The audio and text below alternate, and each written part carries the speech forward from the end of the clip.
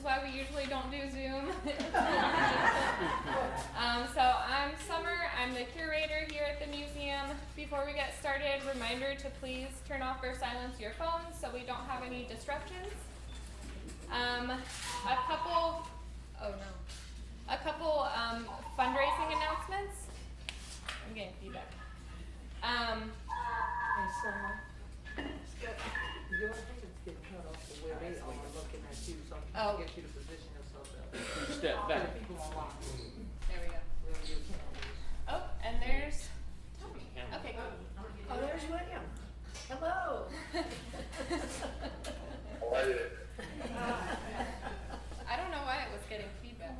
I'll just keep talking and see if it's okay. Okay, we have 2 upcoming fundraisers, and the tickets go on sale in October. The first is a pop-up fundraiser called Trying Times, Tenacious Women. It'll be an interactive presentation telling stories of local women in the 17th and 18th centuries.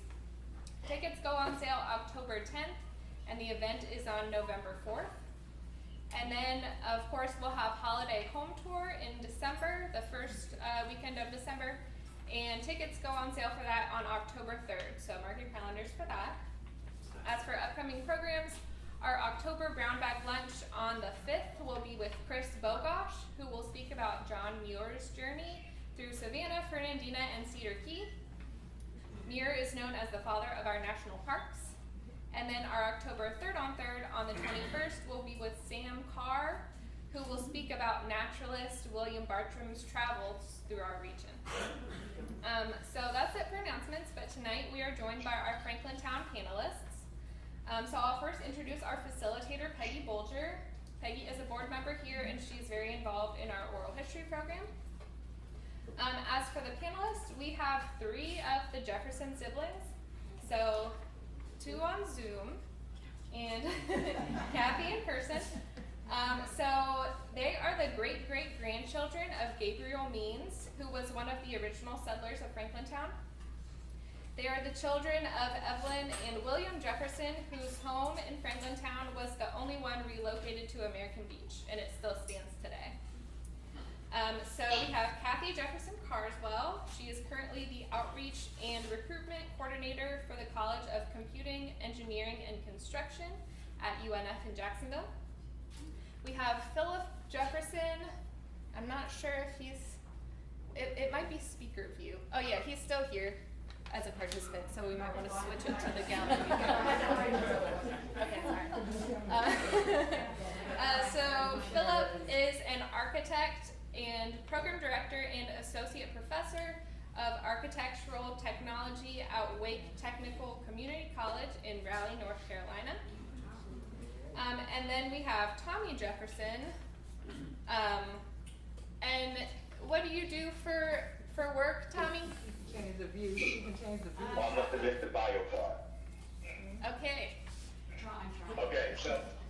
And then, Can you hear me? yes, but it says your network bandwidth is low. And I will move on to. I can tell you what he does. And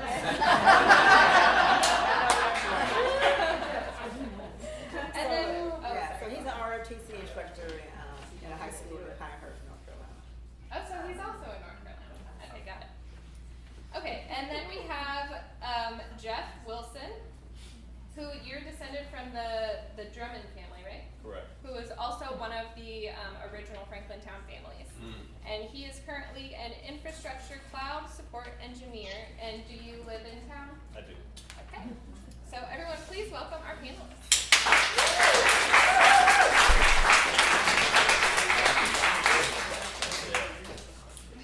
Okay, well, I'm very excited to be facilitating this because I think they picked me because I knew nothing. I know nothing.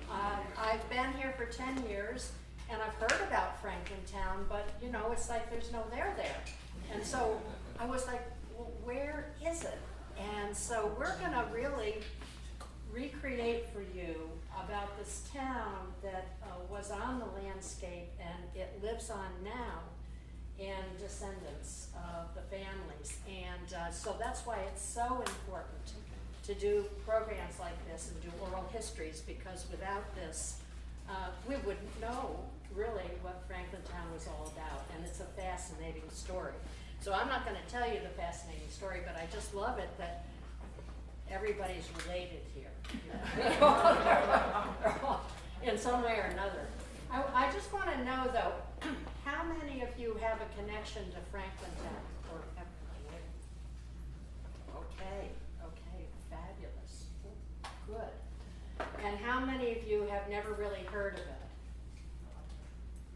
Mm-hmm. Not until since you showed me at lunch yesterday. That's cheating. So this, you're gonna be really, I think, surprised at the history that you didn't know about our island. So I'm gonna start, and I guess the best way, so we've got four speakers here. I think what I should do is call on one and then another, so that, you know, just make it, especially since we've got the Zoom guys up there. So I'm going to start with Kathie, because I actually listened to an oral history interview that you did with Summer, and it was just fascinating. And I guess I would like to start out with you, if you could just tell me about your family and how you're connected with Franklintown and what you remember. I know that you were a little girl when you were living in New Franklintown, and you can tell them about that if you would. So, yeah, I was little. I remember a few things about Franklintown. It was, when I think about Franklintown, what I see is a place of serenity, of peace, of calm, of family, of community, of togetherness. That's what I see when I think of Franklintown. That's what I remember as a child growing up. And what about your great-great-grandfather? Tell us about him. He was one of the founders, right? My great Gabriel Means. Gabriel Means. Yeah, so he was a slave from the Harrison plantation. Yeah. Yeah, and so for those of you who don't know, the Harrison plantation was actually a huge plantation, but there's no indication of it anymore, as far as I can tell. There's no house left or anything like that.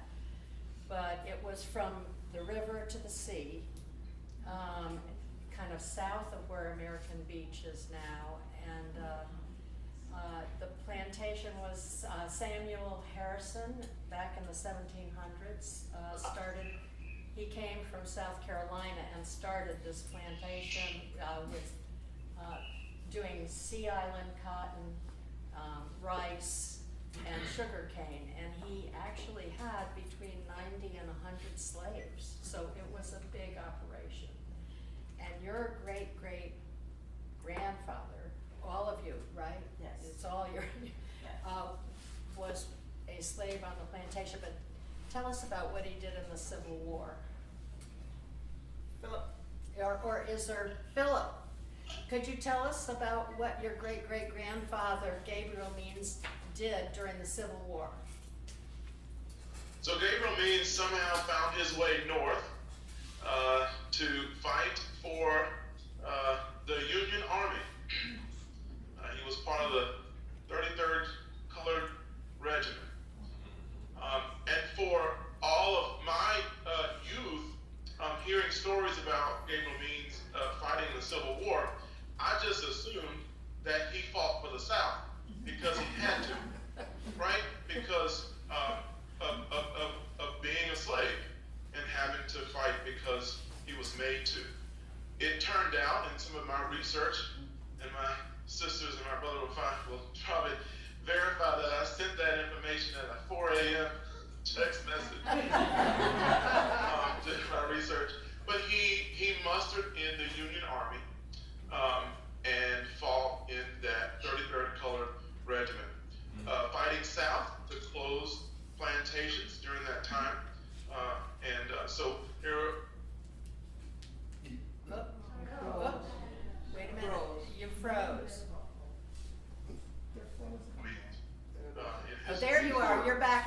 Oh, did you lose me? Okay. Okay. So, it's interesting because, did he come down to Fort Clinch when, the history, as most of you know, is that Fort Clinch here on the island was actually taken over by the Union forces very early in the Civil War in 1862. And so we were a Union, we were really unusual, a little island that was a Union enclave. So was he here at that time, or was he fighting somewhere else? Do you know? At that time, I think we're still trying to piece together all of the dots of where he was at that time. We do know that he did make it south, as south as Jacksonville in the area. So it very well could be that he at some point made it through the Fort Clinch area. I think even southern, more south than that before it ended. Kathie, you may have some more to add. Yeah, so, in trying to trace his footsteps, right? Because there's no other documentation of him, you know, and, in trying to do his research, and it really bothers me, and, you know, and we talk about this all the time, and a lot of people of color have heard this before. I can't find him because there's no footprint of him, because he didn't really exist, right? And so when you go back and you try to piece together their life, it's very difficult when you see that people did not value them as human beings. So what do you do as a descendant, you know, for your great grandparent? What do? You try to make some sense of it in your brain as to why he was so insignificant. But he fought in the war. And he had enough wherewithal to say, I'm fighting for my freedom because I need to be free. I'm supposed to be free, right? And so when he left the Union Army in 1865, he worked as a planter, a field worker in Port Royal, South Carolina, for an officer who was one of the officers in his regiment, right? And so in 1866, I don't know where he went from there. So he got his pension in 1890 in Savannah, Georgia, right? And after that, we see him a little bit before that, 1888, when he gets back to Fernandina, and he decides that it's important for me to leave something for my family. And the only thing I can leave them is what? Land, because that's what they were taught, right? That was a value. Go ahead, Tom. I think for a time when you kind of do a little bit of a deeper dig, and I've kind of found that one of the I can't remember if it was a general, but in charge of the colored regiment, there were about 1,000 slaves in that group, and they all escaped the plantations, right? The plantations were being shut down, and those slaves escaped, and they joined this regiment, and then either lieutenant decided to free the slaves, his troops, and so Abraham Lincoln said that he could not, because he had to make that decree. So what happened at that point from our research is that they kept 100 of those men, and I think Gabriel Means was one of those from what I have found, because his pension came later. And so they continued to shut down plantations going south. And Kathie's right. He recognized the value of land, and he came back to Amelia Island and purchased land.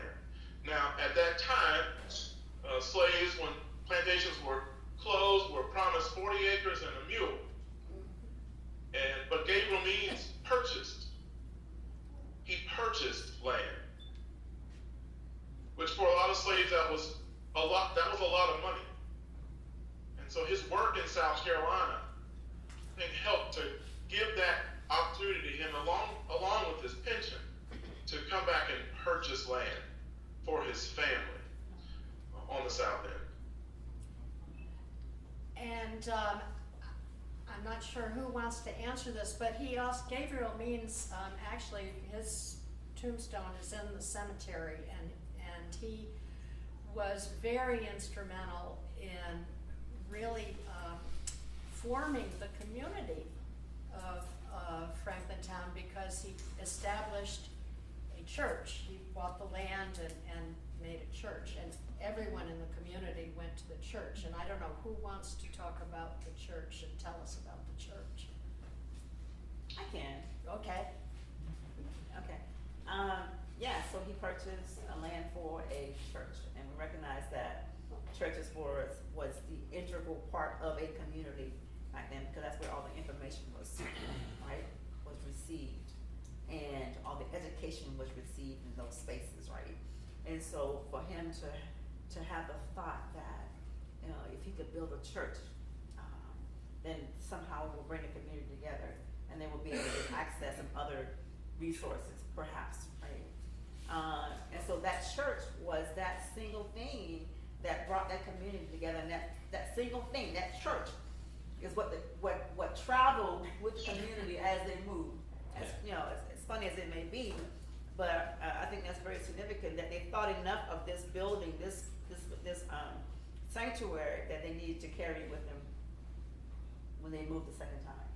Right, and which you bring up something, Franklintown has continually been moved, you know, they settle, and then the first time that, so the church, what's the name of the church? Franklintown.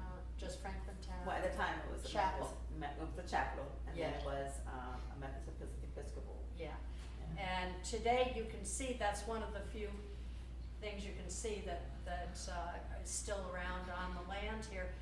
On Lewis Street, if you're going down towards American Beach, the church is now there, and they have the Gabriel Means Fellowship Hall Yes. next to it, and a really nice historical marker. So those of you who haven't been there, I would suggest you go there, you know, when you can, because it really gives some of the history of that. So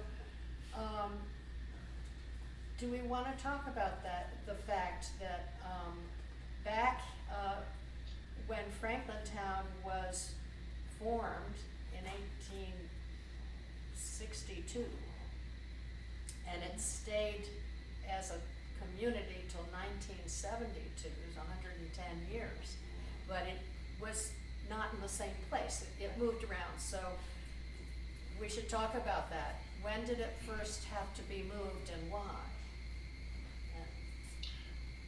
So as my parents and my grandmother and great aunt, my grandmother Henrietta Green, my great aunt Rosa Thomas would always tell me, as I sat on the front porch drinking sweet tea, or what they call sun tea, from my Aunt Rosa's back deck or patio, the road came through. The road came through.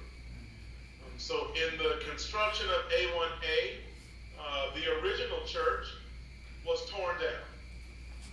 And if you don't know much about city planning, urban planning, architecture, the zoning, in lots of cities and towns, the roads split communities. Highways split communities, railroads split communities, and so the road split Franklintown.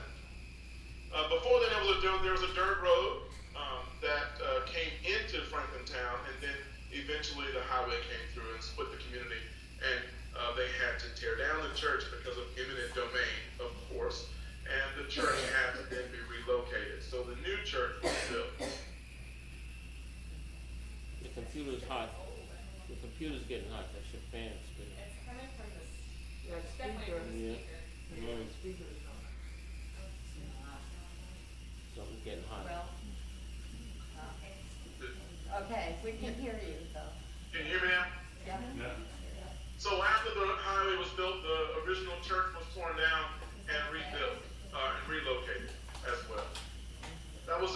relocation of the church, which began to start the beginning of relocating Franklintown. As Kathie shared, the church was the center of everything for them, and the church moved with the community, or rather the community moved with the church. So that was the first start of the breakdown of the Franklintown community.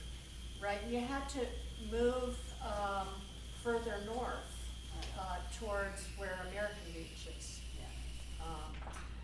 The original spot where Franklintown was, can you describe where that was?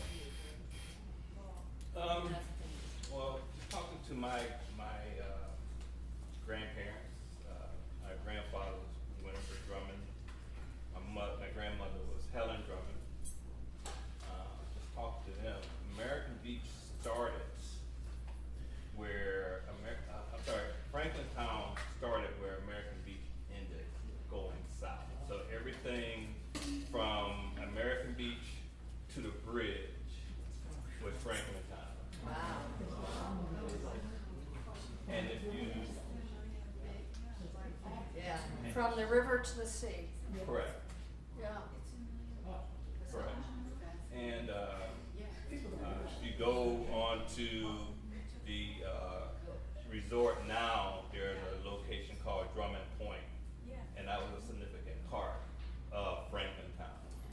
Also want to acknowledge that there are other families within Franklintown. You got to stop if I forget, but you had the Means, you had the Drummonds, you had the Stewarts, you had the Kirksies.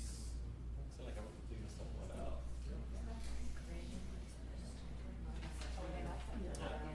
There are about 7 families.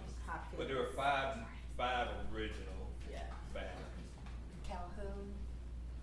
They were all split out of the main side of the family. Yeah.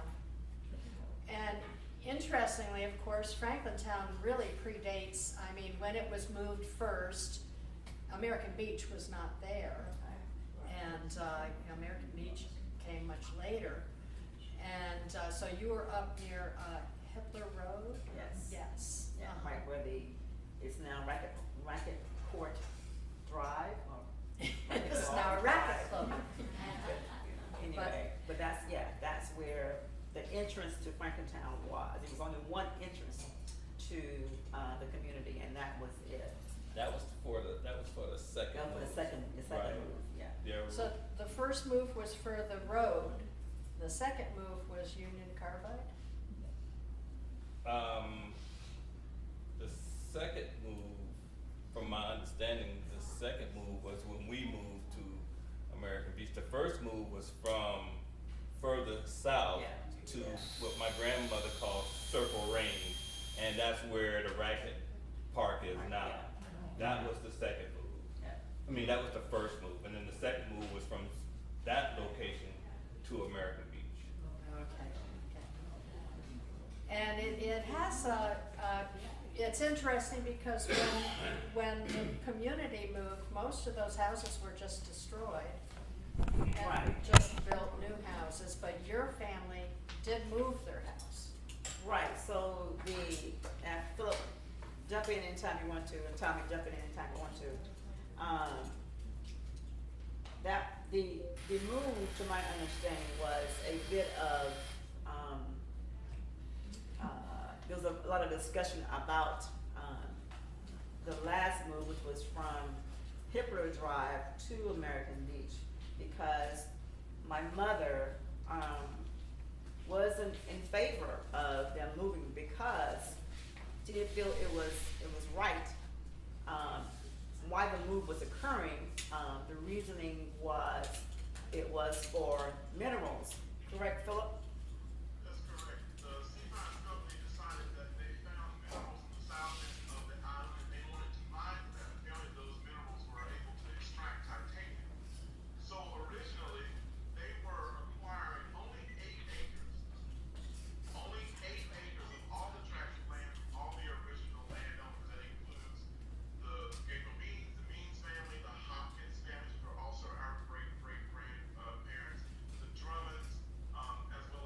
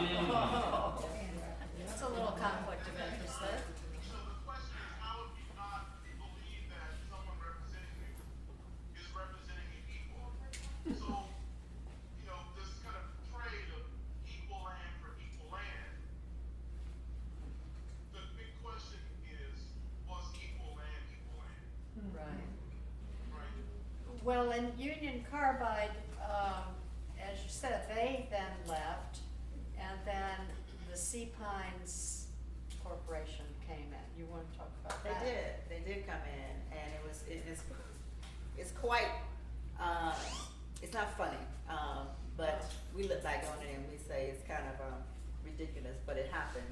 So, when Sea Pines Company came in and, they offered my dad a job to landscape Amelia Island, well, at the time it was Amelia Island Plantation. And, I don't know how he felt at that time, you know, how he kind of felt at that time, because, you know, you're asking me to work for you after you've taken my home, you know, my property, and you've given me what you call a equal swap, right, for my property on American Beach. And so he does, and he has a relationship with this gentleman who's a real estate agent, and his name was Curtis Lacer. And he worked for Amelia Island for a number of years. Well, so that was the second time that you all moved. Oh, And- Tommy's trying. Oh, okay, can you talk? Yeah.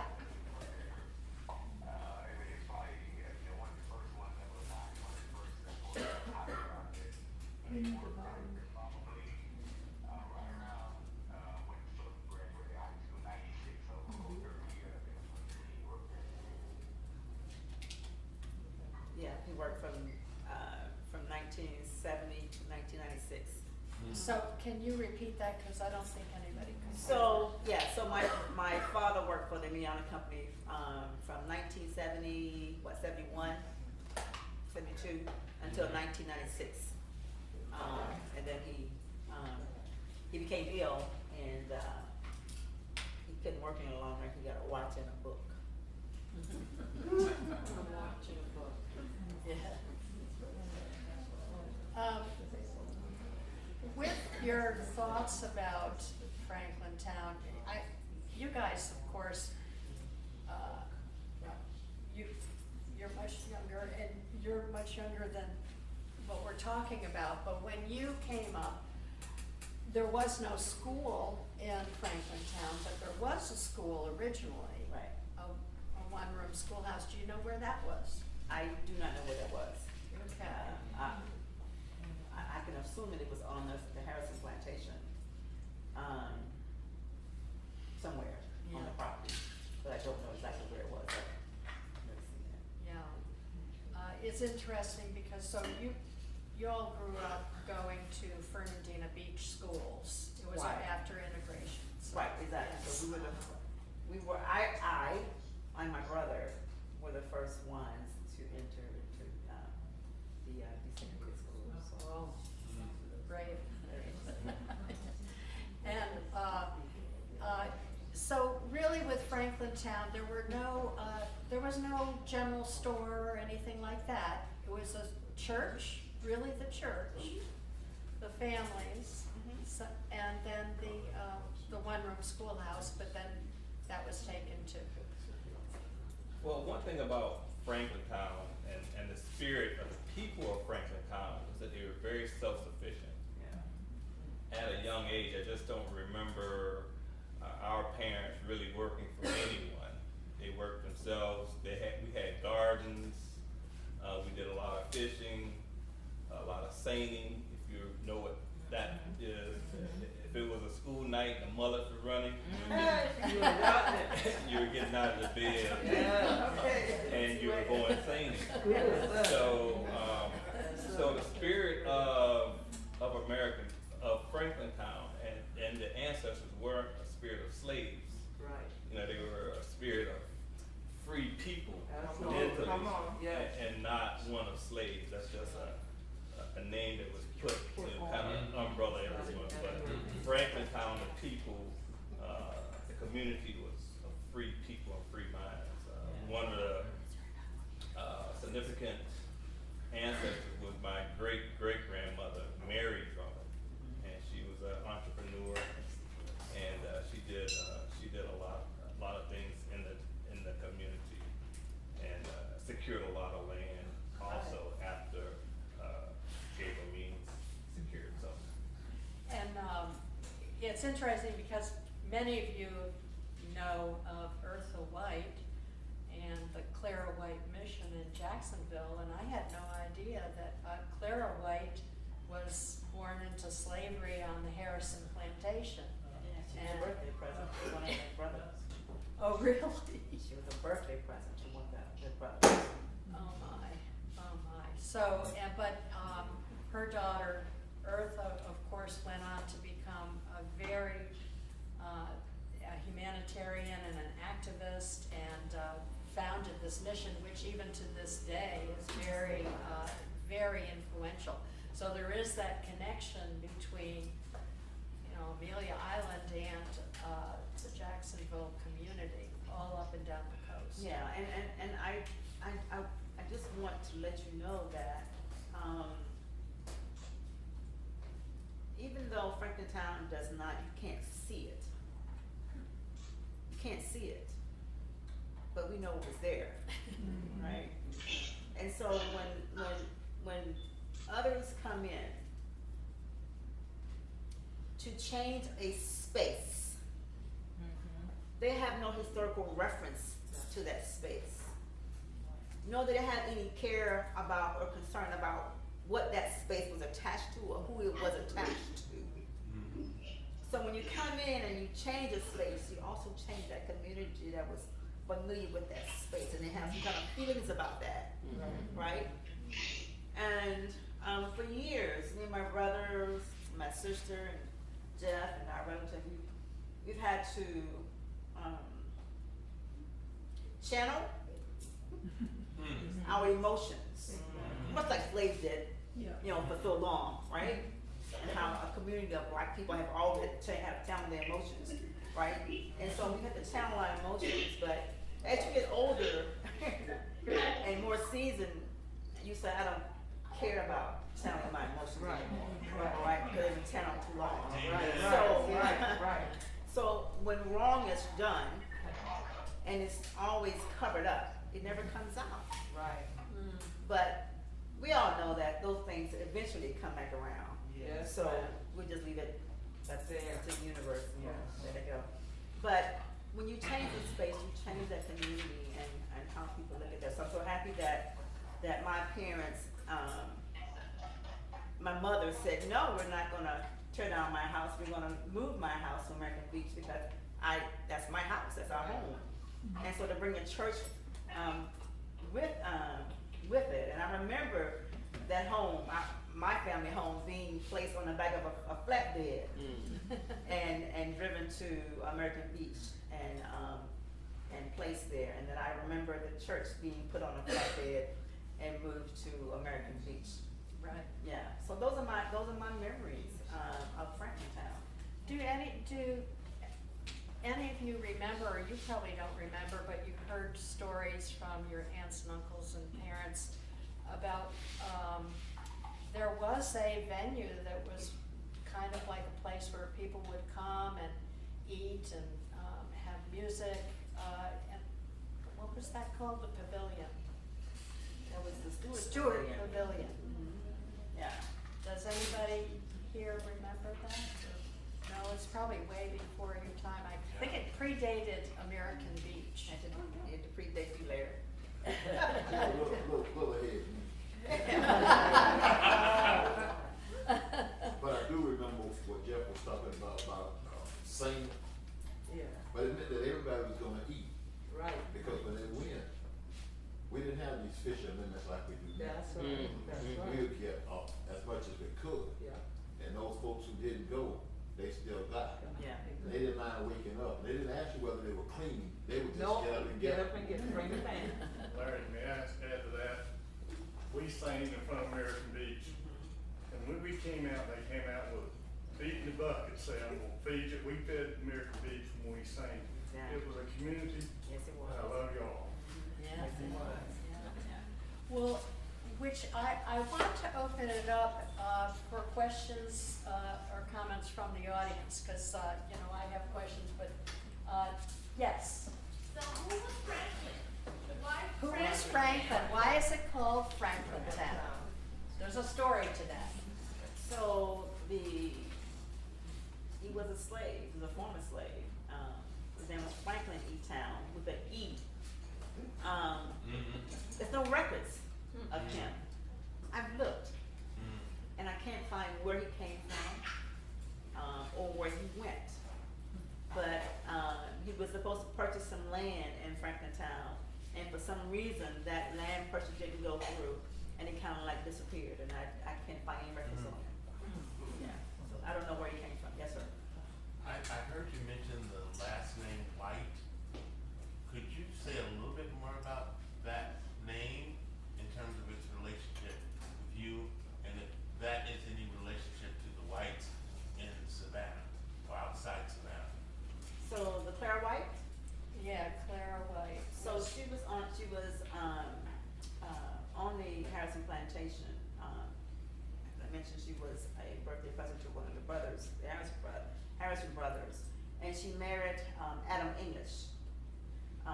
And she has the Clara White family has family in Hilliard. So of course you know there's a trail, right? And so I'm sure it leads up with the I went descendant of the Whites from Sylvania, Georgia. Okay. And I was just, when I heard that name, I had something in my heart. Well, That's why I just had to ask the question. Yeah, so as you know, we're all related. Yeah. Yes. I don't understand what you mean by saying that Clara White was a gift of one of the brothers. Could you talk about that? What does that She was mean? a slave. Enslaved. She was an enslaved person. And so she was, who was her father? I wonder if that's what you were suggesting.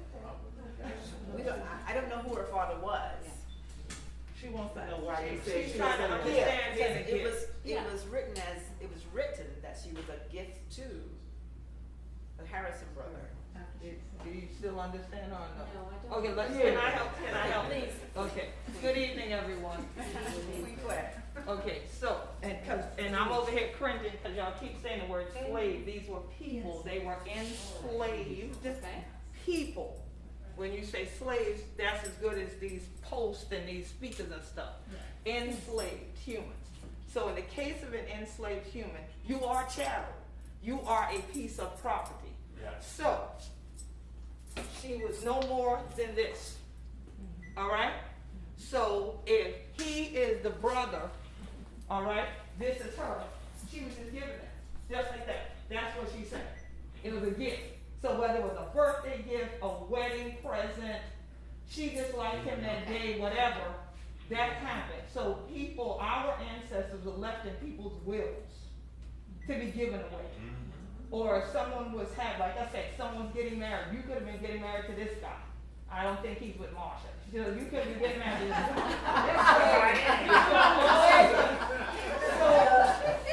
So in that case, they just come and grab me and just say, oh yeah, this gal is yours. So literally a gift? It's literal gift. I get it now. Yeah, literal gift. Now I'm taking my ancestor back. Thank you for your Yes.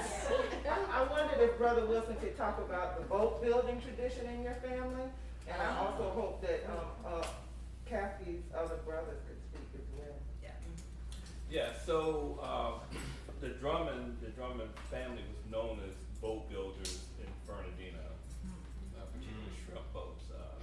And to go along with that, a lot of the architecture, church architectures in Fernandina, if you look at the roof of some of the old churches, they're actually the hulls of ships turned upside down. So my uncle Manny Drummond, my grandfather's brother, was a boat builder, and he did a lot of boat building for, I forget the name of the company, but just before you cross the bridge, if you look to your right, that used to be where shrimp boats were built, and that's where my just have a quick question. Did you know, the family Singleton, Rudy Singleton, shrimper? I didn't know. No, okay. Just an aside. I had, yes. When Franklinville was active, and how many people was living there? I mean, what you took your families now, but what would you say the amount of the population was there? Well, when we were growing up, I would say about 50. Mr. Dasher, Mr. Roy. So there were a lot of people who were actually not part of the original families that were also living there after the second move. So I would say during our lifetime, when we were growing up in Franklintown, it was around 50 people. And you have to understand those moves. The original move, we had basically homes. If you can call them homes, we didn't have running water. We had outhouses. So just in my lifetime, we had outhouses. So a lot of the original moves was for a better opportunity, better homes for their families. So yeah, about 50. Yes. Isn't there a cemetery on A1A that's Franklinville? Yes. Is that where your families are buried? Yes, we are still, we still have our Franklintown Cemetery. I'm the president of the Franklintown Cemetery Association. We have meetings and we have a donation program, so I'll be getting the gift. I will give you one. Actually, We'll get like the link out later on. Please do. Thank you so much, and I'm glad you said that at the end. I have done libation ceremonies with Beach Lady in y'all's burial area before. So I will be giving you a financial gift toward the preservation of that. But I, from the time you opened your mouth, not up back there, I'm saying here. So we got the elevator together. You said several things, and your cousin, this your cousin? He's Phillip? my brother. Your brother? Yes. Phillip has said several things that touched me because I drove here today. We drove here today from the Port Royal region. I live in South Carolina. I know. I have family, they don't know, I'm just saying for their edification. Yes. Me and you been going, Yes. you're hanging out together, family reunion. Yes, yeah. All right, so I also have a family member that someone one day decided to email me at the Gullah Geechee Sea Island Coalition and said, Queen, is this your family? And it was his records from the 33rd U.S. Colored Troops. Now my family has remained in what is called the Port Royal region from prior to enslavement up to this moment. So I'm intrigued now as to whether your ancestor and my ancestor were shoulder to shoulder fighting from there down to this coast, and then he came back up there. In South Carolina, we have a number of records, and I helped to get established the Reconstruction Era National Monument. So there has been an extreme amount of research done over the past few years about that entire era of time. I'm going to look now for more about your ancestor and my ancestor, and if I find something about him in Port Royal, I will definitely share it. Because no doubt, my cousin, she thought I was gonna come to Columbia, South Carolina tomorrow to an event. And I had to text her as I was getting in the car and said, I'm not coming to Columbia because I'm heading to Florida. She said, what's going on in Florida? And I said, where you going? I said, there's descendants that were displaced from this spot. I'll tell you later, but you know this is a once in a lifetime. I got to go meet them, not knowing I already met you before. Exactly. But so definitely, we are in touch. We'll remain in touch, and the touching is even stronger. It is. tonight. And I can feel like even right now, because there is a footprint. I know there is from Port Royal to Come on now. There's no doubt about it. There's no doubt. Yeah. You might be my cousin. That's why y'all have it. I ain't getting no fish though. I ain't getting no fish though. A question that she's been, So what about now, how many original families are in American Beach now, from the original Franklintown? how many? How many? Families, the original. How many of your families are still in American Beach? The Drummers, the Wilsons, and the Greens. And the school Stewarts are further down, A1, First Coast Highway. There's basically about 7 major families, but I think y'all are related. Oh, yeah. Yes, Yeah. the Drummons, the Greens, the Wilsons, and the Jeffersons. Okay. Those are the ones that still own American Beach Oh. property. Yes. Yeah, Several questions. One is that Stewart Street is the Stewart families lives on that street. Right. When you go up A1A, there's a Stewart Street. Yes, there is. Those are the descendants of From that Franklintown, family. Okay. yes. Now, my question is, Harrison was a plantation, Yes. okay? The 5 families that you name, and are descendants of, were enslaved on that plantation. Right. Am I right so far? Yes. Okay. Now what I heard was they thought that when the owner of the plantation, Harrison, died, that he left the plantation to the enslaved people. Is that not true? It's not true. He left it to his brother. He left it, okay. And the descendants then were able to purchase land that was formerly Harrison Plantation. Right. Okay. Right. And then the land that they purchased ran from the river, all the way across A1, all the way over To the ocean. Right. And there was a gentleman who spoke 2 weeks ago at American Beach when they renamed the museum, the AL, the Lewis Museum. Okay. And he said he remembered, he seemed to be maybe about 85, he said he remembered as a kid that they would walk all over, run all over, fish, crab, shrimp. He said it was just like a paradise, you know, because it was just them in nature, Yeah. you know. And American Beach, where I now reside, we say if it weren't for Franklintown, there would be no American Beach. Exactly. Because Abraham Lincoln Lewis saw Franklintown, and when he couldn't go to the beach as a black person, He went to this is why it's American Beach, Yeah. which I think is brilliant. It shows his vision and hope for this country. Yes. He didn't call it Lincoln Beach. He did not. He didn't call it Lewis. He did not. Okay, he called it American. American Beach. Yes. For a reason. Yes, he did. Because every American, which we are, Yeah. okay, some people still don't get, Yeah. okay, which we Right. are, okay, Yeah. deserve to have access, and all Americans deserve to have access to the beach, so American Beach was never segregated. The country segregated American Beach, Florida did. The residents of American Beach did segregate American Beach. So Right. right now, you have many white folks who are building on American Beach, so American Beach was never Never segregated because of black folks. Right.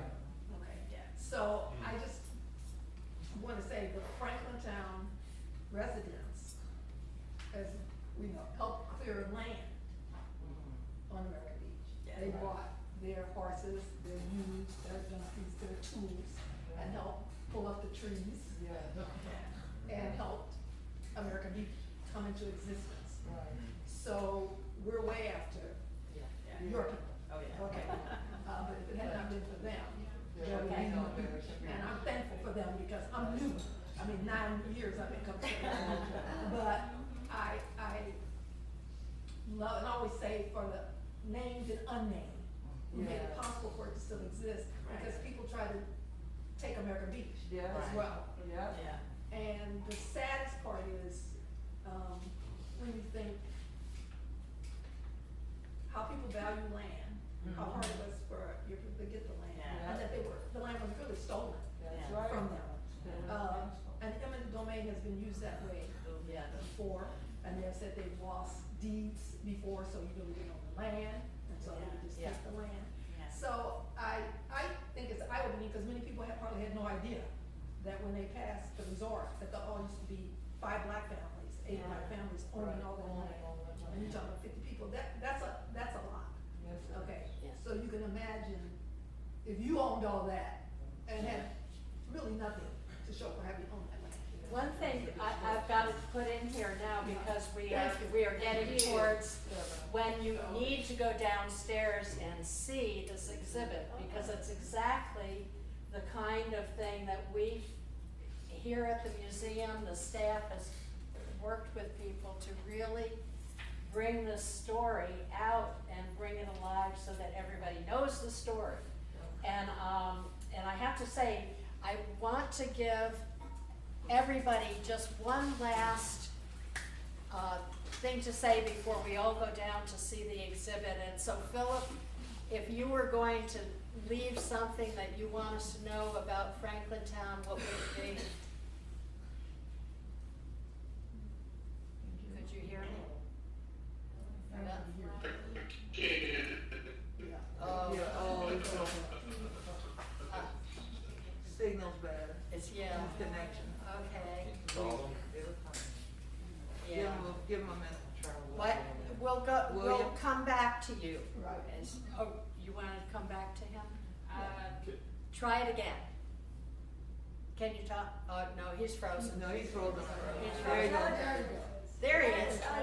So it's Phillip. Not Frozen again. Bad. William. Yeah, is William, can you, are you there?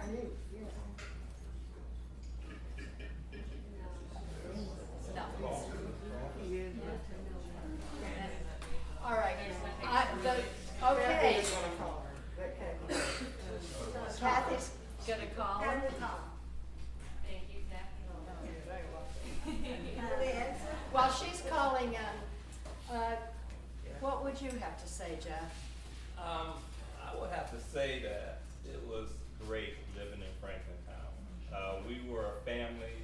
We all had separate homes, but if I wanted to sleep at Kathie's house, I could. If I wanted to sleep at my Aunt Rosa's house, I could. So we were a family. We were so far away from Fernandina Beach that we didn't really get an opportunity to play or have friends there. So we all created our own games. We had our baseball games down there. We played basketball. It was just a really great time.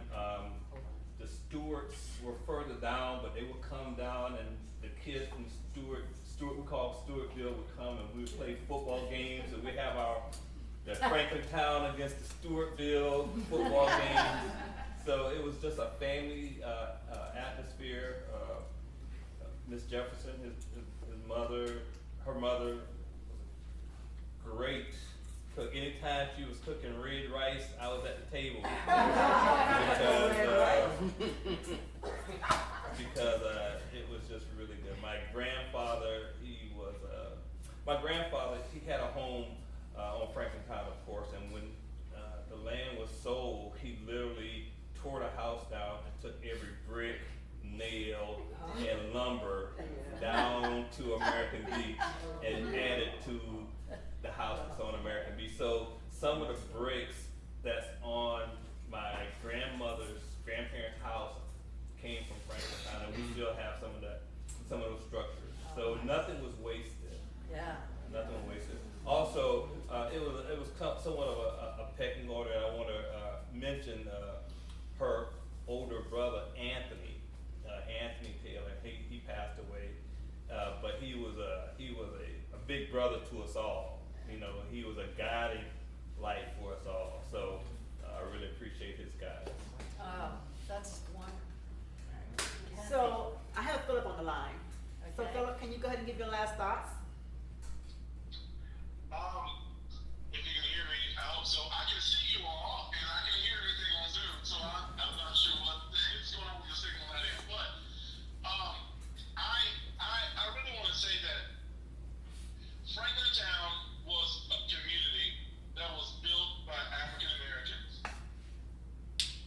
They were free people, and they created a community from zero. They created a community from nothing.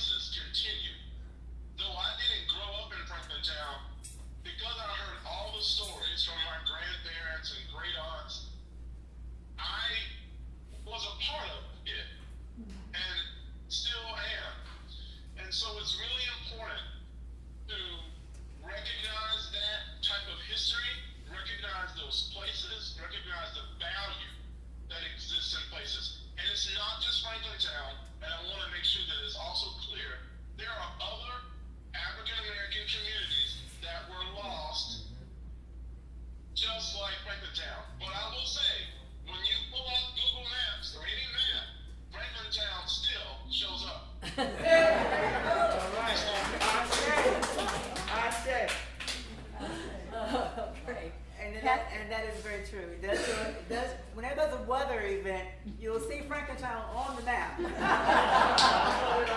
Yeah. George William will let you know that it's still a Franklintown.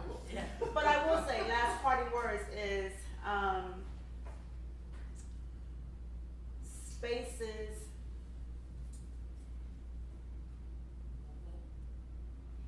have connections to people.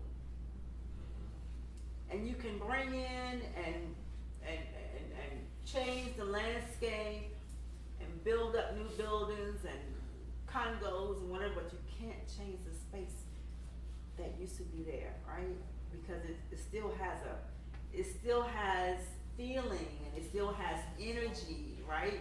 And you can't take that away, no matter how much you try to coat it over with something else. So my last parting words is, for developers who come into spaces and they don't know the history, I would tell them, before you build over or bulldoze anything, do your history. Come on. Yeah. Do your history. All right, do some research and find out who's connected to that space. You know, what value did it have to people? Because I can tell you, there were people that were there. Right. And they meant something to somebody. And so even though you may put a building on it, that space, that energy still exists. Yeah. So, thank you guys for allowing us to be here.